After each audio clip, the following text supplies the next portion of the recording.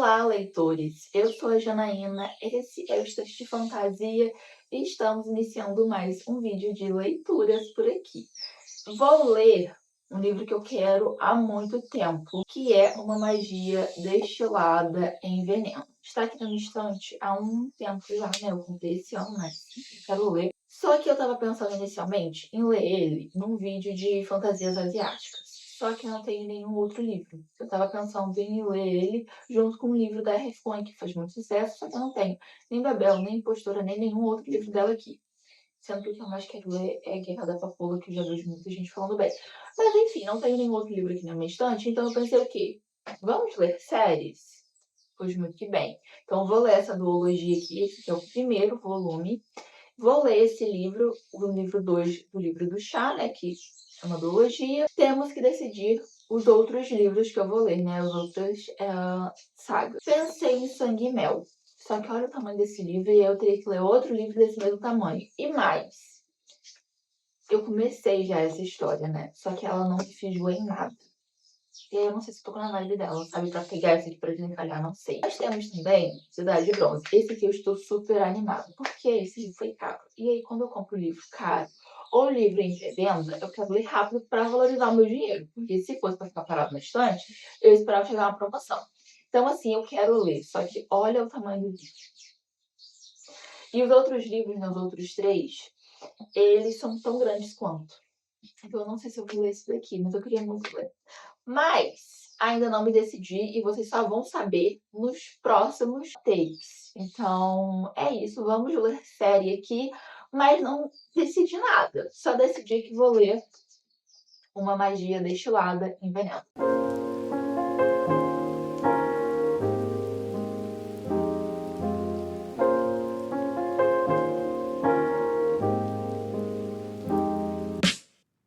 Finalizei a duologia do chá.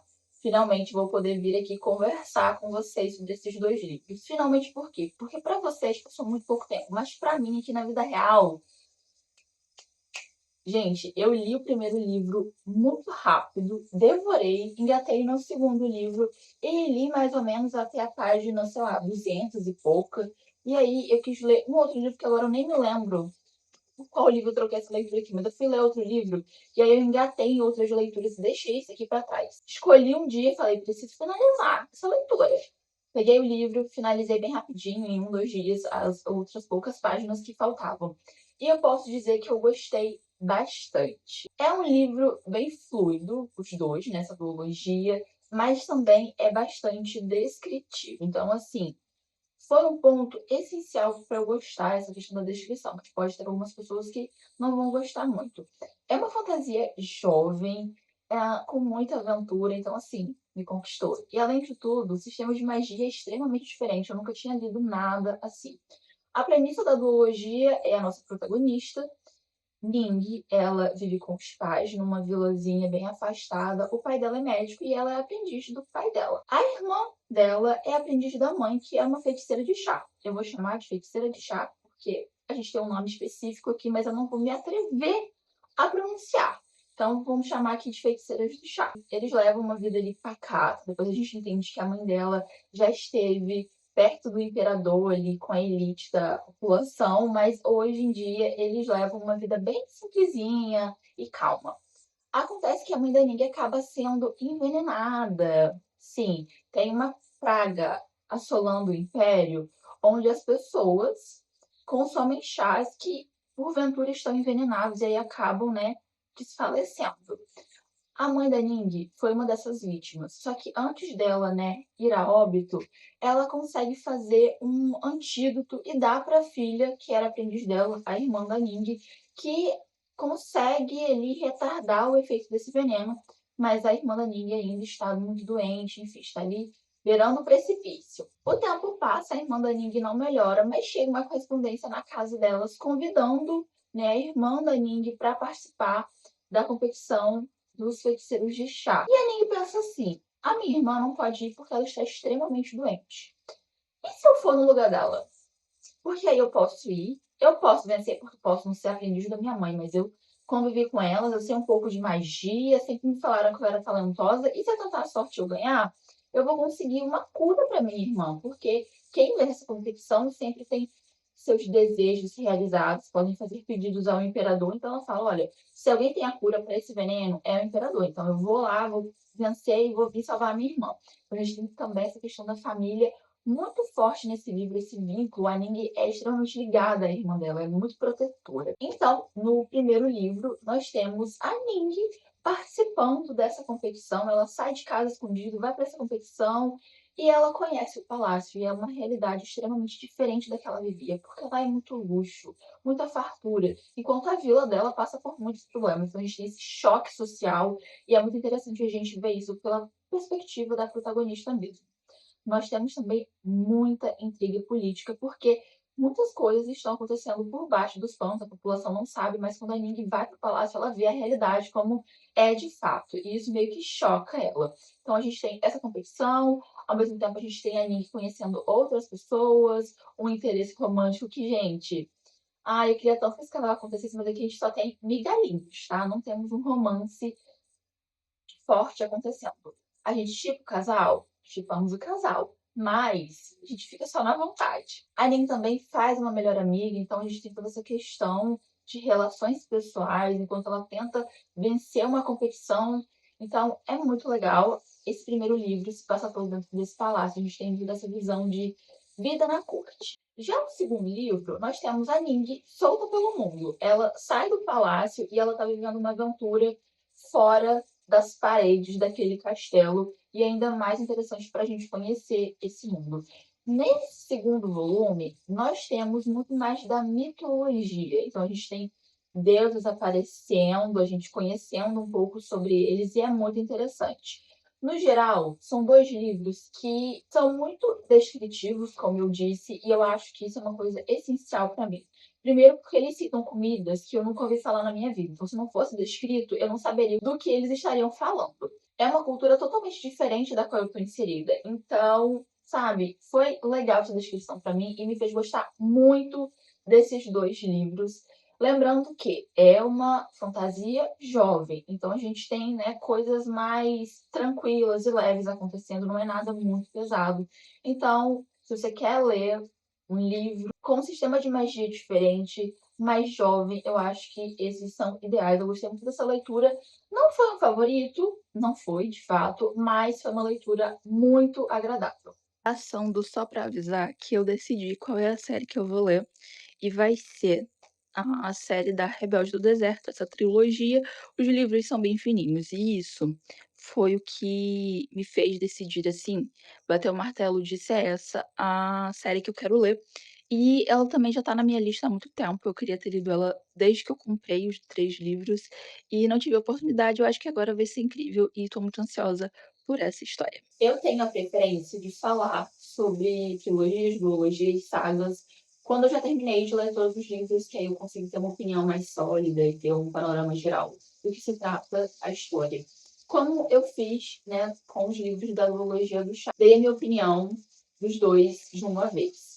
Mas como é uma trilogia, então, né, são 3 livros, eu achei melhor falar sobre o que eu achei do primeiro, com uma breve sinopse, e depois eu volto e dou a minha opinião final de toda a trilogia, né, da trilogia por completo, etc. Nesse livro aqui nós temos a mãe. A mãe é uma jovem órfã que vive com a tia numa cidadezinha chamada Vila da Poeira. E, gente, é uma cidadezinha nos confins do deserto, tá? Então ela tem a intenção, o sonho de sair desse lugar. E chega um momento em que ela fala: eu preciso sair daqui agora. Que é quando o tio dela, né, o marido da tia, diz que ela precisa se casar. E que se não tiver nenhum pretendente à altura, ele mesmo vai tomar ela como esposa. Então ela fala assim: gente, eu preciso sair daqui agora, eu preciso de dinheiro. Então ela decide participar de uma competição legal de tiro ao alvo. Porque ela é uma atiradora talentosíssima. Então ela vai para essa competição, acontecem muitas confusões e ela conhece um forasteiro. E aí eles vão ver muita aventura. Nesse livro nós temos migalhas de romance que deixa tudo ainda melhor. É um livro bem curtinho, tá? Com uma escrita muito fluida, os personagens são muito interessantes. Eu adorei a Amani. Ela é o tipo de protagonista que eu gosto. Ela é forte, ela não abaixa a cabeça pra ninguém, ela é talentosa, ela luta pelo que ela quer. Ela tem sim algumas atitudes controversas no início, mas eu passo todos os planos do mundo pra ela, tá? Desde a menina ser feliz, ela só queria sair do fim de mundo que ela morava. Então, assim, me empolguei demais com essa história aqui. Gente, é curtinho, né? Então, assim, eu devorei essa história aqui. Já estou lendo o segundo e até agora eu tenho gostado, mas minhas primeiras impressões são todas positivas para esse primeiro livro aqui. Como pano de fundo nessa aventura da Amônia, nós temos também uma revolução, tá? Que acontece. Essa revolução quer destronar o atual sultão e quer colocar no trono o filho dele. Tem toda uma polêmica, uma lenda envolvendo essa revolução. E assim, gente, eu acho que ela vai ser muito mais trabalhada nos próximos livros. Então, assim, eu já estou ansiosa para conhecer um pouco mais de novos personagens que estão aparecendo. Então, assim, foi uma leitura muito agradável e assim, eu queria lembrar. Quem foi a primeira pessoa que falou comigo de A Rebelde do Deserto? Porque é um livro fantástico. Se você gosta de fantasia, gente, isso aqui é leitura obrigatória. É um livro jovem, romance é bem jovem, mas tem muita aventura. E eu gosto de livro assim. Então, até agora, 5 estrelas, favoritadíssimo.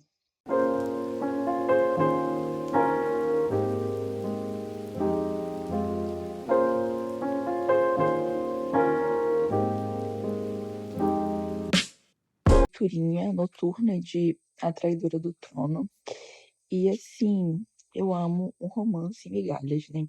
A Amânia aqui, ela tá numa cidade libertando uns prisioneiros. E aí, no meio da fuga, ela acha o líder da cidade que tá tentando impedir ela de fugir, né, com os prisioneiros.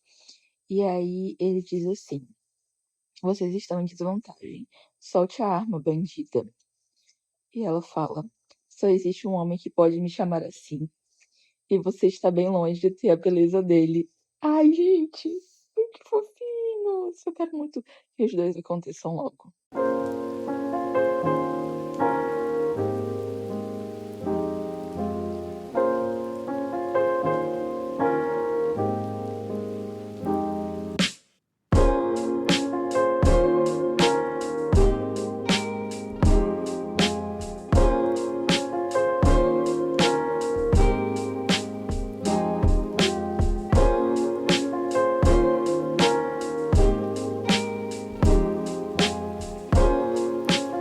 Que capítulo avassalador.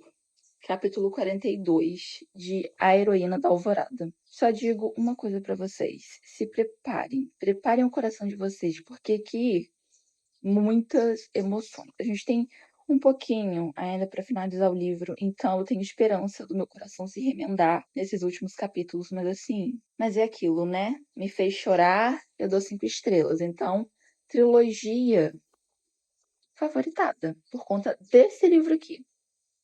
Meu Deus, sem palavras. Finalizada a trilogia da Rebelde do Deserto, e eu só digo uma coisa pra vocês. Eu adorei 5 estrelas, favoritadíssima.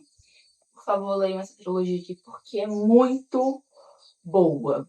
Uma coisa que eu percebi também é que, não intencionalmente, nós lemos sagas de fantasia jovens e boas. Então, assim, foram leituras muito proveitosas. Mas vamos conversar aqui sobre os últimos 2 volumes dessa trilogia. Começando pelo segundo. Aqui a Amani, a nossa protagonista, ela tem um contato muito mais direto com a revolução que está acontecendo e ela vai parar dentro do palácio do inimigo. Então a gente tem muito aqui de planejamento de guerra, estratégia, intriga política e a Amani tentando sobreviver no território inimigo. A gente também tem um pouquinho mais da mitologia, então a gente conhece um pouco desses seres mágicos. Então é muito interessante. A única coisa que eu não gostei nesse segundo volume é que o Jin, o par romântico da protagonista, não aparece em grande parte do livro. Ele vai aparecer bem aqui no finalzinho. Isso porque ele não sabe onde a Amanda está, então ele está nessa busca incessante dela pelo deserto. Mas aí, gente, ela tá ali dentro do palácio do pai dele. Então, ele não sabe disso, e eu entendo o porquê da autora ter feito essa escolha. Porque no momento em que esse personagem soubesse que a mãe estaria em território inimigo, ele teria feito de tudo para tirá-la de lá. e nós não saberíamos as coisas que nós sabemos por conta dela estar dentro do palácio, estar vendo tudo que está acontecendo. Então, assim, eu entendo a escolha da autora, mas eu senti falta desse personagem aqui. Então, o único ponto que eu não gostei desse livro aqui. No terceiro volume, nós temos uma finalização excelente para essa série.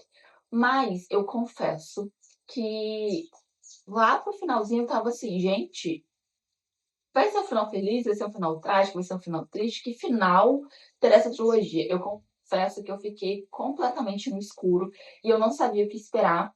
E assim, os últimos capítulos são avassaladores. Então, vamos com o coração preparado.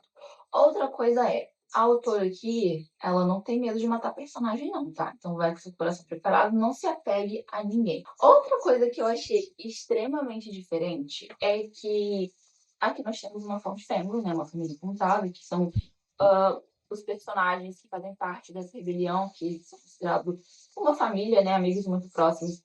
Sempre que alguém novo aparece, a autora, ela faz o seguinte, aqui, por exemplo, nós temos o capítulo 17, e a gente tem o título Capela General.